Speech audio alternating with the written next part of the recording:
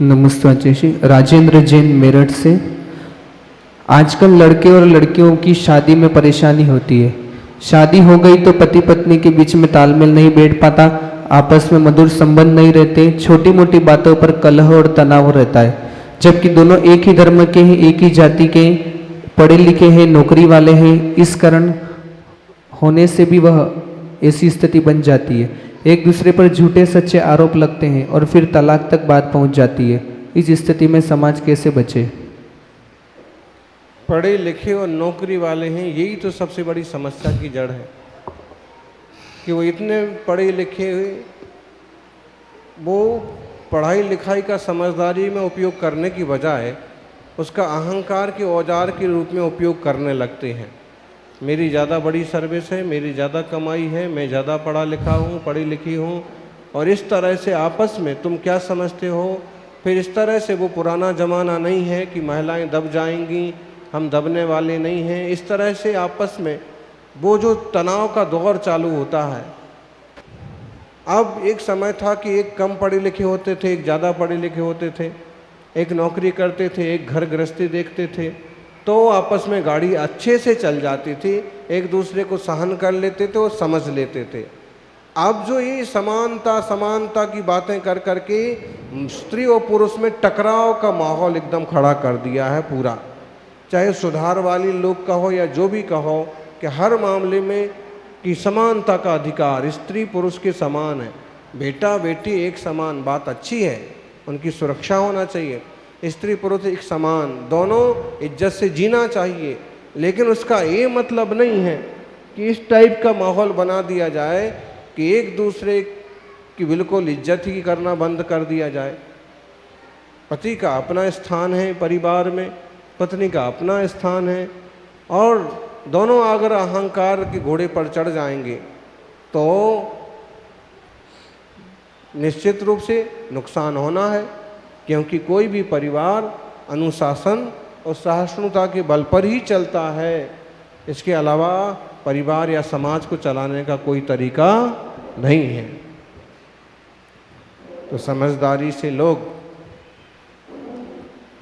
अच्छे परिवारों में ही, परिचित श्रावकों के परिवारों में ही रिश्ते बनाएं और उनको ईमानदारी से, निष्ठा से निभाएं।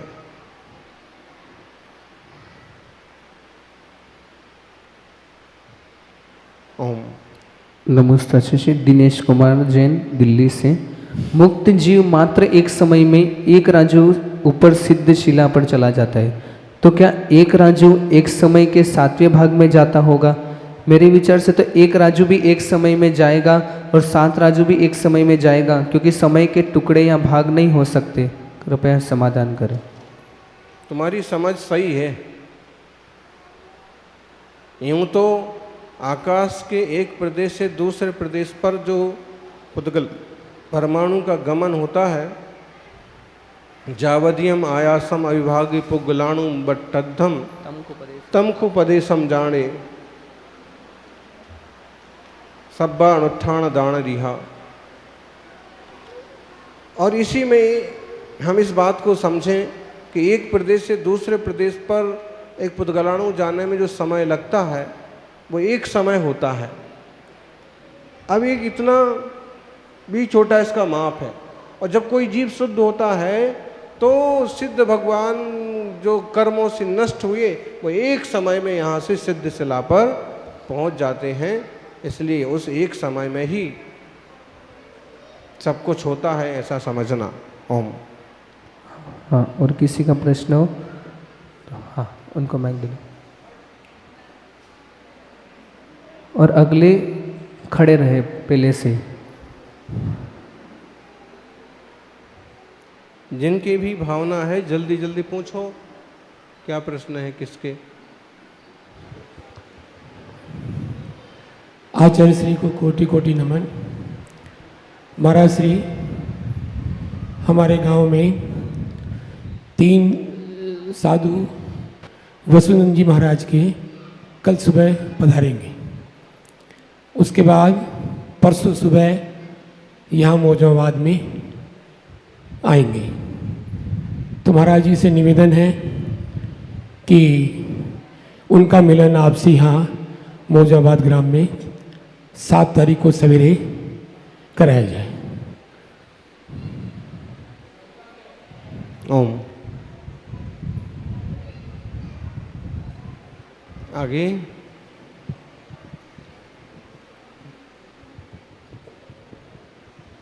नमोस्तु आचार्य श्री। आचार्य श्री, अंतराय कर्म का क्या फल मिलता है? विघ्न करण मंत्रायस्य, विघ्न करे हैं हमने तो हमें भी विघ्न आते हैं।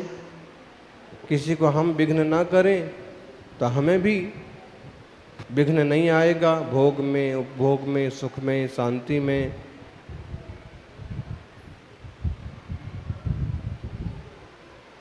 ओम। नमोस्तु आचार्य श्री।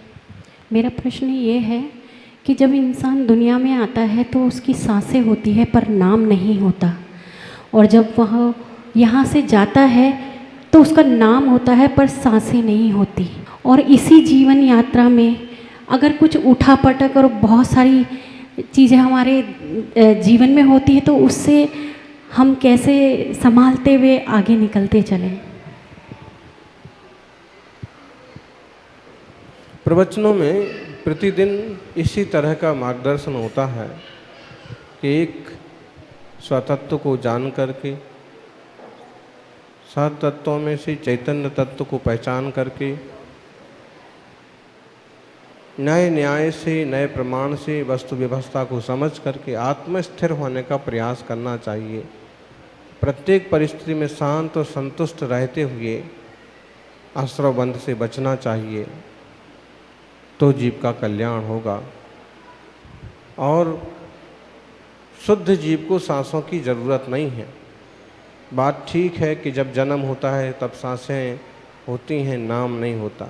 मरण होता है तब नाम होता है, सांसें नहीं होती हैं। और इस तरह का फेरा तो चलता ही रहता है। लेकिन जो शिष्ट हो जाए, कोई जीव भाव पार हो जाए, तो ना नाम की ज़रूरत पड़ती है न सांसों की ज़रूरत पड़ती है। ओम। नमोस्तु आचार्य श्री। आचार्य श्री, रात्रि में 4 प्रकार के आहार का त्याग करने से कौन सा पुण्य मिलता है? बहुत बड़ा पुण्य मिलता है, बोरा भर के। तो ये तो अच्छा व्रत है कि रात्रि भोजन, अकेला भोजन का त्याग नहीं होता है। 4 प्रकार के आहार जल का त्याग। कौन कौन से हैं 4 प्रकार के आहार? स्वाद्य, खाद्य, लेय, पेय, खाने पीने, हर प्रकार की चीज़ों का त्याग। बस सूर्यास्त के पहले जो कुछ खाना पीना, जो भी करना, स्वाद लेना, लौंग इलायची, उसके बाद कुछ नहीं। और जो व्यक्ति इस तरह से 1 महीने का भी ऐसा शुद्ध व्रत पालता है, पूर्ण रात्रि भोजन का त्याग वाला, उस व्यक्ति को 1 महीने में 15 दिन के उपवास का फल लगता है। कुछ लोग हिम्मत करके पर्युषण के 10 उपवास करते हैं, अच्छी बात है। लेकिन अगर भी लोग रात्रि भोजन करते हैं और फिर केवल 10 दिन ही उपवास वगैरह करके अपना वो कुछ करते हैं, तो उन्हें एक बात समझ लेना चाहिए कि ऐसा कठोर परिश्रम करके उपवास का दिखावा करने की बजाय सबसे पहले रात्रि भोजन का अगर आप इस टाइप से त्याग कर लेते हैं तो महीने में यूं भी 15 दिन के उपवास का महान फल प्राप्त होगा और कोई तकलीफ भी नहीं होगी। ओम। नमोस्तु आचार्य श्री। आचार्य श्री, किसी व्यक्ति के समय शिखर जी जाने के बार बार भाव होते हैं, वंदना के भाव होते हैं, इसका कौन सा पुण्य का उदय है? जाना चाहिए, करना चाहिए। भाव होते हैं तो भाव तो अच्छी बात है ना, पुण्य ही पुण्य है। भाव के साथ द्रव्य भी करो। और तीर्थ वंदना के जैसे भाव शिखर जी के होते हैं, ऐसे अपने गांव के मंदिर के भी भाव करो। रोज़ मंदिर जाओ, रोज़ पूजा करो। ऐसे ही मुनिराज की सेवा भक्ति के, आहार दान के रोज़ रोज़ भाव करो और काम भी करो, रोज़ चौका लगाओ। ओम। पुण्य ही पुण्य होगा।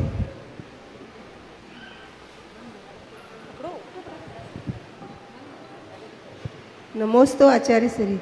आचार्य श्री, कर्म फल का फल क्या है? कर्म फल चेतना का फल क्या होता है? स्वाध्याय करना चाहिए और गहराई से। पंचास्तिकाय और प्रवचन सार में कर्म चेतना, कर्म फल चेतना और ज्ञान चेतना की बात आई है। इस संसार में जो जीवों की दशा है वो ये 3 कैटेगरीज हैं, 3 दशा में जीव हैं। एक तो जीव हैं जो कर्मों का फल भोग रहे हैं, एक इंद्रिय, और दूसरे हैं त्रस जो कर्म किए जा रहे हैं, बस कर्म ही कर्म किए जा रहे हैं, क्या हो रहा है, क्या फल हो रहा है। और तीसरे जीव हैं ज्ञान चेतना वाले, चौथे गुणस्थान वाले सम्यक दृष्टि जीव। तो ज्ञान चेतना वाले जीव बनने की कोशिश करो। चौथे गुणस्थान से 14वें गुणस्थान तक ज्ञान चेतना का अपना कैटेगरीज हैं, और सबसे उत्तम श्रेष्ठतम ज्ञान चेतना अरहंत सिद्धों में होती है। तो अपने परिणामों को नमोस्तु आचार्य श्री। जब भी हम मंदिर में जाते हैं, अभिषेक में मन लगता है, हमने कलश करने में, शांति धारा में, पूजा में मन लगता है, पर जब भी स्वाध्याय करने की बैठते हैं या कोई कुछ पढ़ने की कोशिश करते हैं उसमें मन नहीं लग पाता। इसके लिए हमें क्या करना चाहिए? जिसमें मन लगता है वो करो। अगर पूजा में आनंद आता है पूजा करो, अभिषेक में आनंद आता है अभिषेक करो, और स्वाध्याय में कई लोगों को स्वाध्याय में भी आनंद आता है। कई जगह गोष्ठियाँ बनी हुई हैं और रोज़ स्वाध्याय चलते हैं, तो होगा कि कहीं सही संयोग मिले तो स्वाध्याय में भी आनंद आएगा। तो जिसमें अभी आनंद आ रहा है वो धार्मिक अनुष्ठान क्रियाएं करते रहो। ओम। या किसी पुराण शास्त्र से स्वाध्याय की शुरुआत करो तो आकर्षक कथानकों में मन लगा करेगा। जैसे सम्यक्त कौमुदी है, धर्म परीक्षा है, श्रेणिक चरित्र है, चारुदत्त चरित्र है, ये आकर्षक ग्रंथ हैं। और भी हैं, अनूठा तपस्वी है, चारित्र चक्रवर्ती, विश्व का सूर्य, दूसरा महावीर, वो पुराना टाइप के, कथा टाइप के उसमें उपयोग लगेगा। ओम। नमोस्तु भगवान। बोले आचार्य श्री सुनील सागर जी महाराज की जय। आचार्य श्री, मेरा प्रश्न ये है कि सिद्ध शिला पे जाने के लिए मनुष्य का जन्म लेना पड़ता है, वो ही मनुष्य सिद्ध शिला में जा सकता है। तो अभी साइंस के अनुसार कुछ समय, कुछ हजारों वर्ष पूर्व ही मनुष्य पर्याय का जन्म हुआ है, तो उसके पहले अनंत समय से जो सिद्ध जाते थे, तो क्या दूसरे त्रियंश जीव भी सिद्ध जा सकते थे, या उस समय उन जीवों का मनुष्य पर्याय में आने के बाद में ही वो सिद्ध शिला पे गए थे? एक होई तृण काल मां परमारथ नो पंथ, सम्यक दर्शन ज्ञान चारित्राणी मोक्ष मार्गा।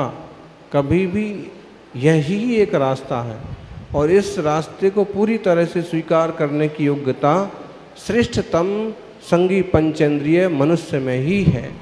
और जब उसको उत्तम संघनन वगैरह हो, योग्य द्रव्य क्षेत्र काल हो, तब जाकर के वही जीव सारी विकारों को मिटा करके मोक्ष पाता है। और त्रंच आदि पर्याय से कहीं मोक्ष नहीं होता है। वो जीवों को, सबको अंततः एक मनुष्य के भाव पाने का पुरुषार्थ करना होगा, और फिर वहाँ से वह योग्योपादान योगेन दृष्टा स्वर्णता मता द्रव्यादि स्वादि संपत्ता बात मनोप्यात मता मता। योग द्रव्य क्षेत्र काल भाव मिले, शरीर संघनन वगैरह मिले, तो परिणामों की निर्मलता से जीव आत्मा से परमात्मा हो जाता है। ओम। नमोस्तु आचार्य गुरु। ये एक चौरी में महाराज श्री, ये एक मूर्ति का अभिषेक वर्जित है या सारी का ही करना पड़े? ये तो भक्ति श्रद्धा पर निर्भर करता है। सारे भगवान का अभिषेक हो तो बहुत बढ़िया बात है, लेकिन करने वाले ही कम बचें तो सभी का मार्जन कर लो और एक भगवान का अभिषेक कर लो, तो अपनी परिस्थिति सामाजिक नीति नियम से करना चाहिए। सब भगवान का हो तो सबसे बढ़िया बात, नहीं तो एक का भी कर लिया। आचार्य श्री नमोस्तु। आचार्य श्री, गंधोदक घर पे ले जाना चाहिए या नहीं ले जाना चाहिए? मेरी भावना रहती है मैं घर पे लेके जाऊँ। बहुत बढ़िया है। ले जाना कोई दिक्कत नहीं, लेकिन उसका दुरुपयोग और अपमान नहीं होना चाहिए। आचार्य श्री, पूजन का नियम है मेरा, मतलब कभी परिस्थिति में पूजन नहीं होती है तो उसमें क्या प्रायश्चित करना चाहिए? पूजन ही करना चाहिए। कभी अगले दिन 2 पूजा करो, और जिस दिन पूजन ना कर पाए और बिना मतलब के उलझे रहें तो उस दिन भोजन भी मत करो। नमस्ते महाराज जी। अगर चौके वगैरह लगा रहे हैं और उलझ गए तो यही कोई है बात महाराज नहीं। जी। और अगर फिजूल में उलझे हुए हैं तो किसी की बाल बच्चों में, बेटे बेटियों में, तो फिर पूजन ही मत करो, तो मालूम पड़े पूजन नहीं करने का क्या मतलब होता है। ओम। नमोस्तु आचार्य श्री। दिनेश कुमार राठौड़ मध्य प्रदेश से। आलोचना पाठ में एक पंक्ति आती है कि नदियन बिच चीर धुवाए को सन के जीव मराए। इस पंक्ति का अर्थ क्या है? नमस्ते। बहुत सीधा। एक ज़माना था कि लोग नदियों में कपड़े धोने जाते थे, तालाब में कपड़े धोने जाते थे, और जो सीधे सिंपल कपड़े धोते थे उसमें तो कम हिंसा होती, कम जीव मरते, क्योंकि उसमें कम तीखा होता, तेजाब होता। लेकिन जो साबुन सोडा से कपड़े धोते उसमें जितनी दूर तक साबुन सोडा बहता हुआ जाता उतनी दूर तक के जीव मरते। और अब तो अपने बाथरूम में भी धोते हैं तो पता नहीं कितने किलोमीटर तक वो खतरनाक फिनाइल, जहर, साबुन सोडा बहता हुआ जाता है, और गंगा जमुना जैसी नदियों को भी पूरी तरह से दूषित कर दे रहा है। तो जीव तो असंख्य मरते ही मरते हैं, महा भयंकर पाप तो लगता ही है, और वातावरण भी प्रदूषित होता है। इसलिए जो समझदार या त्यागी वृत्ति टाइप के लोग होते हैं वे बाथरूम में भी कपड़े नहीं धोते हैं, अपने छत पर या किसी सूखे प्रदेश में कपड़े धोते हैं थोड़े से पानी से, और वो पानी भी किसी सूखी जगह पर फेंक देते हैं, ताकि उस सने पानी से, प्रासुक पानी से कपड़े धो करके तो पानी धूल मिट्टी में डाल देते, ताकि जीवों का घात पात ना हो, पानी के वनस्पति के जीव बाधित ना हो। ओम।